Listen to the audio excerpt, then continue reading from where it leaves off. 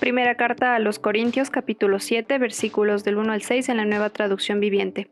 Ahora, en cuanto a las preguntas que me hicieron en su carta, es cierto que es bueno abstenerse de tener relaciones sexuales. Sin embargo, dado que hay tanta inmoralidad sexual, cada hombre debería tener su propia esposa y cada mujer su propio marido.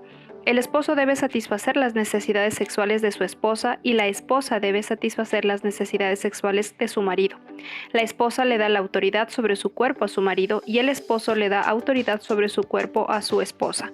No se priven el uno del otro de tener relaciones sexuales, a menos que los dos estén de acuerdo en abstenerse de la intimidad sexual por un tiempo limitado para entregarse más de lleno a la oración.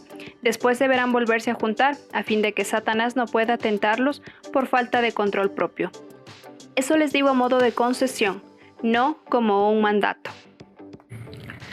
Como acabamos de escuchar, los corintios le habían escrito a Pablo una carta planteando diferentes preguntas en relación a la vida cristiana y a los problemas de la iglesia. Su primera pregunta fue si era bueno casarse. Importante, ¿verdad? Y Pablo dedica el resto de la carta a contestar esta y otras preguntas. Los cristianos, recordemos, en Corinto estaban rodeados de tentaciones sexuales.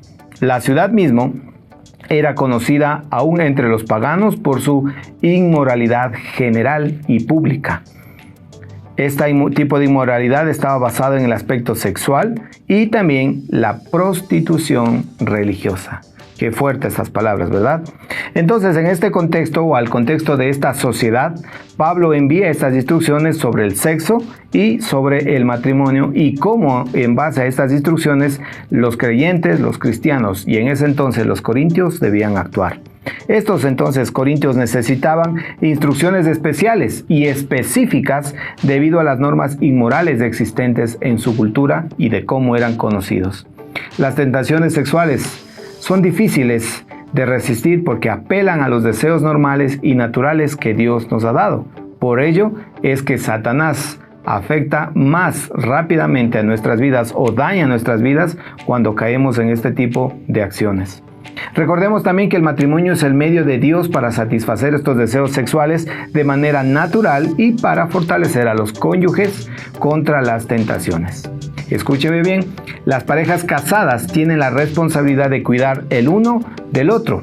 Y ahí viene el aspecto de los problemas maritales. Por lo tanto, dice la palabra claramente que los esposos no deben negarse sexualmente el uno al otro, sino que deben satisfacer las necesidades y los deseos de su cónyuge. Importante entonces, a la luz de la palabra de Dios, entender cuáles son los principios para el sexo y cuáles son los principios para el matrimonio. Por eso es que como creyentes en Cristo Jesús, anhelamos que los jóvenes no puedan practicar relaciones sexuales antes del matrimonio. También anhelamos el tema de abstinencia sexual, el hecho de poder guardarnos para aquel momento, para aquella persona y para aquel lugar. Reflexionemos entonces en esto y vivamos de acuerdo a los principios de Dios.